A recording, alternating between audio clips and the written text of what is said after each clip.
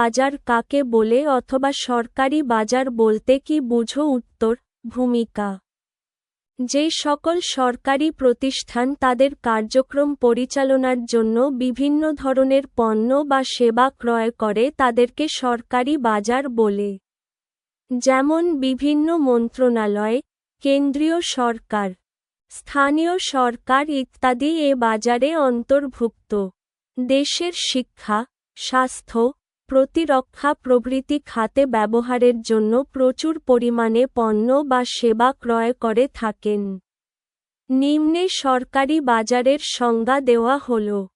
Kotler এবং Armstrong এর মতে, সরকারি বাজার বলতে সরকারের ফেডারেল, স্টেট ও লোকাল ইউনিটসমূহকে বোঝায়, যারা সরকারের প্রধান কার্য সম্পাদনের জন্য দ্রব্য ও সেবা ক্রয় করে বা ভাড়া প্রদান করে।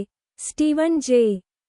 স্কিনার এর মতে, ফেডারেল, স্টেট, প্রশাসনিক বিভাগ এবং স্থানীয় সরকার নিয়েই সরকারি বাজার গঠিত।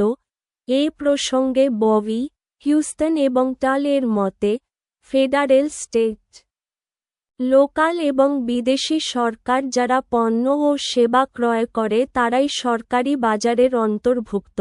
উপসংহার: উপরিউক্ত সংজ্ঞার আলোকে বলা যায়, ফেডারেল, স্টেট, স্থানীয় সরকার, প্রশাসনিক বিভাগ, মন্ত্রণালয় ইত্যাদি সরকারি প্রতিষ্ঠানগুলো তাদের কার্যক্রম পরিচালনার জন্য পণ্য বা সেবা ক্রয় করে তাদেরকেই সরকারি বাজার বলে।